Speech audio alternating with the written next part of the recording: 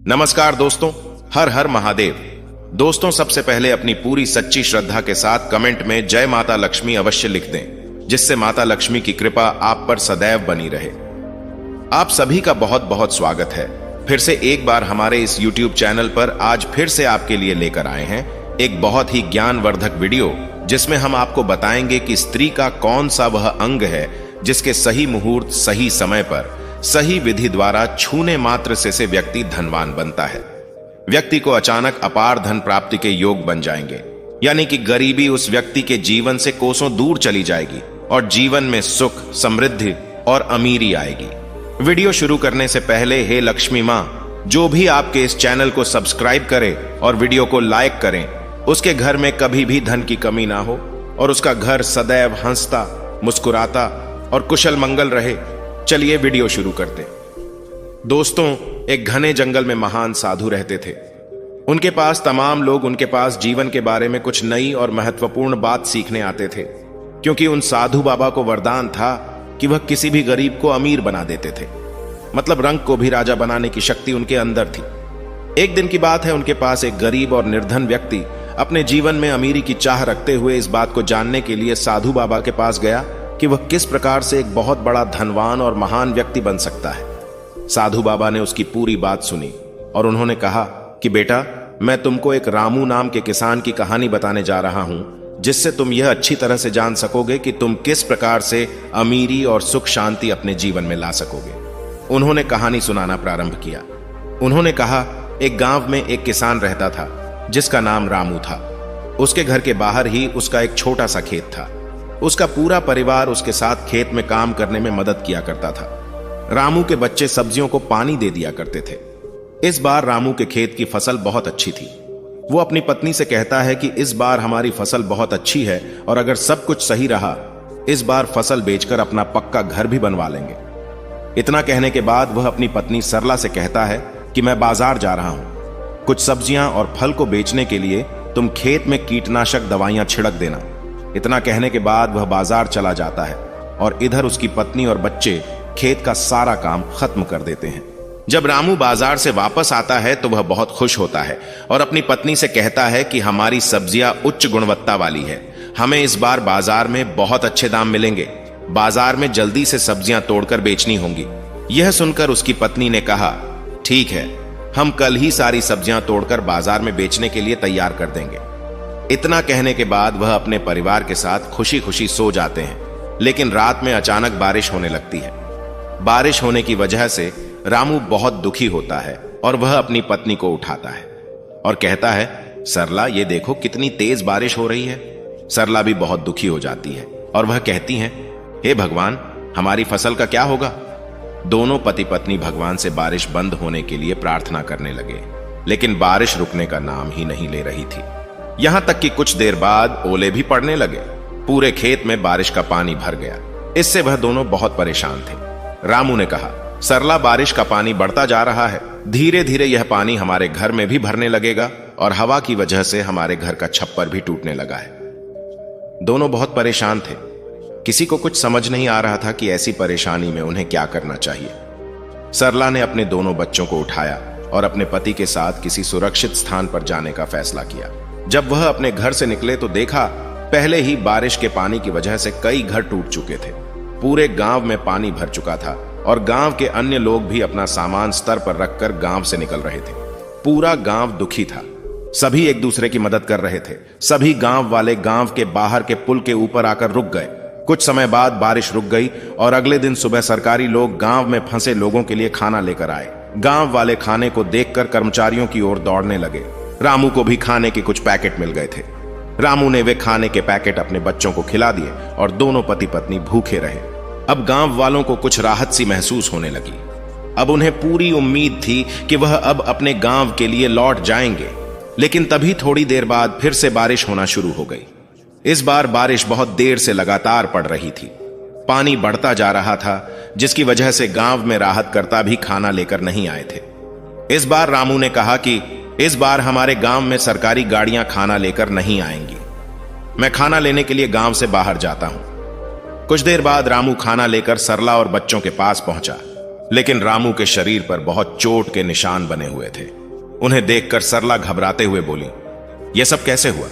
इस पर रामू ने कहा कि पास वाले गांव में सरकार मुफ्त में खाना बांट रही थी, जिसकी वजह से वहां पर बहुत भीड़ थी। मुझे खाना लेते हुए भीड़ में यह चोट लग गई है। इतना सुनकर सरला रोने लगी और कहने लगी, जो हाथ अनाज उगाते थे आज वह खुद अनाज के लिए परेशान है। यह कैसी स्थिति आ चुकी है? रामू ने सरला को समझाया और कहा, तुम घबराओ मत, सब कुछ जल्दी ही ठीक हो जाएगा। इसके बाद रामू ने अपने बच्चों को खाना दिया, लेकिन बच्चों ने कहा, आप भी इसमें से हमारे साथ खाना खाइए, क्योंकि आप दोनों ने कल से कुछ भी नहीं खाया है। बच्चों ने सरला और रामू के साथ खाना खाया। यह देखकर सभी को बहुत अच्छा लगा। सभी का हंसता खेलता परिवार पूरी तरह से परेशान था। इसके बाद धीरे धीरे बारिश कम होने लगी और सभी गांव वाले अपने अपने घर लौटने लगे। जब रामू अपने परिवार के साथ घर पहुंचा तो देखा रामू का पूरा घर टूट चुका था। इस पर सरला बहुत ज्यादा दुखी थी। रामू ने कहा, हम घर फिर से बना लेंगे। सरला ने कहा, और खाने के लिए कहां से लाएंगे? बच्चों ने कहा कि अभी भी कुछ सब्जियां खेत में बची हुई हैं, हम उनको तोड़ कर ले आते हैं। बच्चे सब्जियां तोड़ने में लग जाते हैं। रामू और सरला अपने घर को फिर से बनाने में लग जाते हैं। तभी उनमें से एक व्यक्ति अपने घर की ओर आता हुआ दिखाई देता है। वह बोलता है कि मैं सरकार की तरफ से आया हूं, मुझे यह देखना है कि आपका इस बारिश की आपदा में कितना नुकसान हुआ है, क्योंकि सरकार आपको आपके नुकसान का पूरा मुआवजा देगी और आपको एक पक्का घर भी बनाकर देगी। ऐसा सुनने के बाद सरला को बहुत अच्छा लगा। रामू और सरला ने अपने बारे में सारी इंफॉर्मेशन उस सरकारी व्यक्ति को दे दी। वह सारी जानकारी लेने के बाद वहां से चला गया। लेकिन एक बार फिर से रामू को यह नहीं पता था कि उसके साथ यह क्या होने जा रहा है। जो सरकारी व्यक्ति सरकारी बनकर आए थे, असल में वह लोग तो ठगी करने वाले थे। लोगों की असली जानकारी को लेकर उनके साथ ठगी कर लेते थे। और ऐसे ही रामू को भी इसके बारे में कुछ भी नहीं पता था कि उसकी संपत्ति और घर के साथ क्या होने वाला है। उसके परिवार के जीवन में फिर से एक बार बहुत बड़ा तूफान आ गया। उन ठगों ने रामू की पूरी जमीन जायदाद धोखे से ठगी करके लेकर चले गए। अब रामू को उसके ही घर से धक्के मारकर निकाल दिया गया। अब वो अपनी पत्नी सरला और अपने बच्चों के साथ उसी पुल के नीचे गया जहां पर बारिश के समय वह ठहरा हुआ था। पास के गांव में ही एक अमीर जमींदार रहता था। उसे अपने पैसों पर बड़ा घमंड था। जितने अधिक पैसे उसके पास थे उतना ही वह कंजूस भी था। अपने खेतों में काम करने वाले किसानों से वह खूब काम करवाता, मगर पगार कौड़ी भर भी देता ना था। मजबूर गरीब किसान मन मारकर उसके खेत में काम करते थे। रामू ने सोचा शायद उस जमींदार से कुछ मदद हो सके। बेचारा चारों तरफ से हारा थका उस जमींदार के पास पहुंचा। उसने जमींदार से अपनी सारी कहानी बताते हुए कुछ मदद की गुहार लगाई। जमींदार ने कुछ सोचा और उनसे उस रामू को थोड़ी सी जमीन काम करने के लिए दे दी।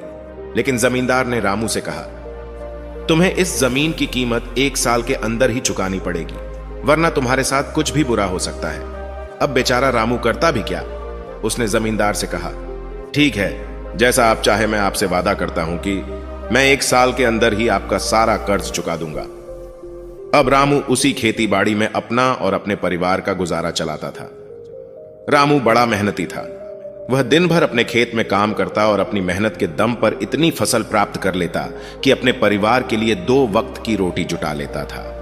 अब उसने कड़ी मेहनत करके जमींदार से किए हुए वादे पर उसने 4 महीने में ही जमीन की सारी कीमत जमींदार को वापस कर दी। गांव के बाकी किसानों के पास रामू के मुकाबले अधिक जमीनें थीं। वे रामू की मेहनत देखकर हैरान होते थे कि कैसे इतनी सी जमीन से वह इतनी फसल उगा लेता है। 1 साल गांव में भयंकर सूखा पड़ा। बिना बारिश के खेत खलिहान सूखने लगे। गरीब किसानों के पास सिंचाई की कोई व्यवस्था ना थी। वे सिंचाई के लिए बारिश पर ही निर्भर थे, इसलिए उनकी सारी फसल बर्बाद हो गई। रामू के साथ भी यही हुआ और अपने छोटे से खेत में किसी तरह अपने परिवार का पालन पोषण कर रहा था। अब उसके सामने भुखमरी की नौबत आ गई। मजबूरी के कारण वह दोबारा गांव के जमींदार के पास कर्ज मांगने गया। जमींदार कंजूस तो था ही। उसने सोचा कि शायद उसने रामू को पैसे दिए तो ये लौटा तो पाएगा नहीं, इसलिए उसे अपने खेत में काम पर लगा लेता हूं। मेहनती तो है ही और मजबूर भी है, कम पैसों में दुगनी मेहनत करवाऊंगा। उसने रामू से कहा, देख रामू, मैं तुझे कर्ज तो नहीं दे सकता, लेकिन तेरी इतनी मदद कर सकता हूं कि तुझे अपने खेत में काम पर रख लूं। तुझे महीने में 1000 रुपये दे दिया करूंगा। रामू ने कहा, पर मालिक, दूसरे किसान को तो 2000 रुपये मिलते हैं। तब जमींदार बोला, करना है तो कर, वरना मेरे पास किसानों की कमी नहीं है। मजबूर रामू क्या करता, हामी भरकर घर लौट आया। अगले दिन से जमींदार के खेत में काम करने लगा। मेहनती तो वह था ही, वह खूब मेहनत और लगन से काम करता। उसने 4 महीने का काम 2 महीने में ही कर दिया। यह देखकर जमींदार बहुत खुश हुआ, लेकिन इसके मन में मक्कारी जाग उठी। उसने सोचा कि 4 महीने का काम तो इसने 2 ही महीने में कर दिया, क्यों ना ऐसे काम से निकाल दूं, इससे मेरे तो 2 महीने के पैसे बच जाएंगे। उसने रामू को बुलाया और उसके 2 महीने के पैसे देकर कहा, रामू ये ले, तेरे पैसे कल से मत आना, अब मुझे तेरी जरूरत नहीं है। यह सुनकर रामू परेशान हो गया। बड़ी मुश्किल से उसका घर चल रहा था, अब अपने परिवार का पालन पोषण कैसे करेगा। वह जमींदार के सामने गिड़गिड़ाने लगा कि उसे काम से ना निकाले, लेकिन जमींदार ने उसकी एक न सुनी और उसे काम से निकाल दिया। रामू आंखों में आंसू लेकर घर लौटा। चिंता से रात भर उसे नींद नहीं आई। सुबह उठकर उसने फैसला किया कि वह फिर से जमींदार के पास जाएगा और उनसे विनती करेगा कि उसे काम पर रख लें। वह जमींदार के घर के सामने जाकर बैठ गया। सुबह उठकर जब जमींदार अपने घर के बाहर निकला तो रामू को घर के सामने बैठा हुआ देखा। उसने रामू से पूछा, क्या हुआ, रामू क्यों आया है? रामू जमींदार के पैरों पर गिर पड़ा और गिड़गिड़ाते हुए बोला, मुझ पर दया कीजिए मालिक, मुझे काम पर रख लीजिए, मेरा परिवार भूखा मर जाएगा। दोस्तों, आगे की कहानी जानने से पहले हे लक्ष्मी मां, जो भी हमारी इस चैनल को सब्सक्राइब करे और वीडियो को लाइक करे, उसके घर में कभी भी धन की कमी ना हो और उसका परिवार सदैव हंसता मुस्कुराता और कुशल मंगल रहे। अब जब रामू जमींदार के पैरों पर गिर पड़ा और गिड़गिड़ाते हुए बोला, मुझ पर दया कीजिए मालिक, मुझे काम पर रख लीजिए, मेरा परिवार भूखा मर जाएगा। जमींदार ने उसकी एक ना सुनी और उसे धक्के मारकर वहां से निकाल दिया। रामू उस समय तो वहां से चला गया, लेकिन अगली सुबह फिर जमींदार के घर के सामने जाकर बैठ गया। जमींदार ने उसे फिर बुरा भला कहा और कहकर भगा दिया। अब उसे रोज यही क्रम चलने लगा। रामू रोज जमींदार के घर के सामने बैठकर जाता और जमींदार उसे भगा देता। पूरे गांव में इस बात की चर्चा होने लगी। सब जमींदार को भला बुरा कहने लगे। तंग आकर जमींदार ने सोचा कि क्यों ना कुछ दिन परिवार सहित दूसरे गांव चला जाऊं, मुझे घर पर ना देखकर रामू यहां आना भी बंद कर देगा। अगले दिन वह परिवार सहित दूसरे गांव अपने रिश्तेदार के घर चला गया। इधर रामू भी समझ चुका था कि उसकी मदद अब कोई भी करने वाला नहीं है, उसे खुद ही कुछ करना पड़ेगा। अब उसने कुछ छोटे किसानों के साथ अपनी जमीन पर काम करना शुरू किया। उसने सूखी लकड़ियां और पेड़ इकट्ठा करके बेचने का काम भी शुरू कर दिया।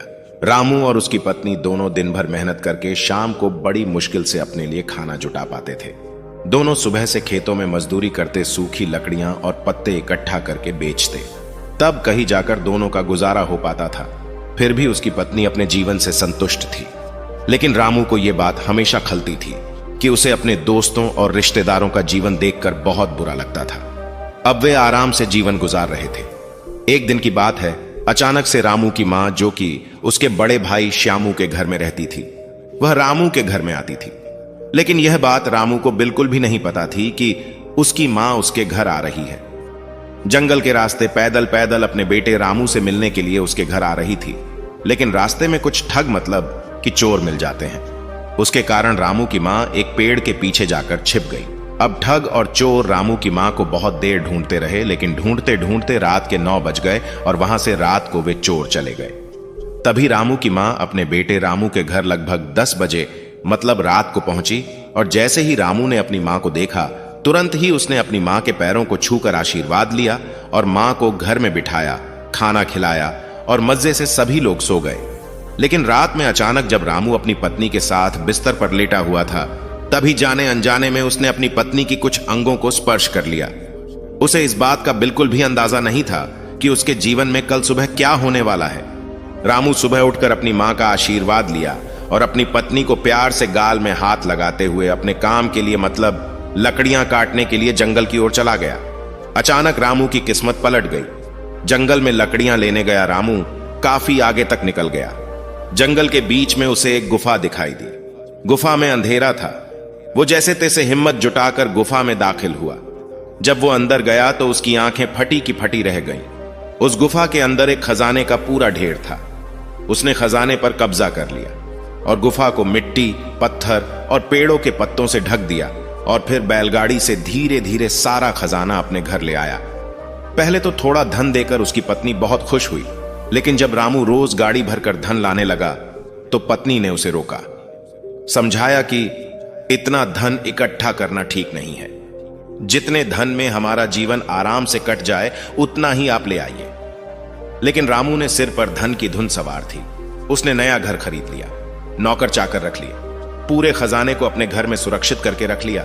धीरे धीरे उसके धनवान होने की बात दूर दूर तक फैल गई। कई लोग रिश्तेदारियां निकालकर उसके पास आने लगे, उसे इज्जत देने लगे। वो भी धन के अभिमान में उसे बुरी आदतें लग गई।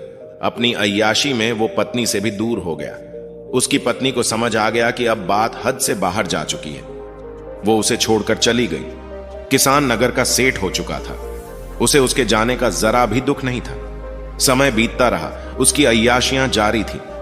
जब वो एक दिन बीमार हुआ तो उसके पास उसे अपनी हर छोटी बड़ी जरूरत के लिए नौकरों पर निर्भर रहना पड़ता था। जब उसकी तबीयत थोड़ी ठीक हुई तो वो नगर में घूमने निकला, कोई पहचान ना ले, इसलिए उसने थोड़ा भेष बदल लिया। उसने सोचा क्यों ना अपने बारे में लोगों से पूछा जाए कि लोग तो बहुत तारीफ करते ही हैं। उसने एक आदमी से पूछा कि नगर में जो अमीर आदमी रहता है उसके बारे में क्या सोचते हो। उस आदमी ने कहा, वो तो बेचारा बदकिस्मती आदमी है। किसान ने पूछा, क्यों बदकिस्मत कैसे?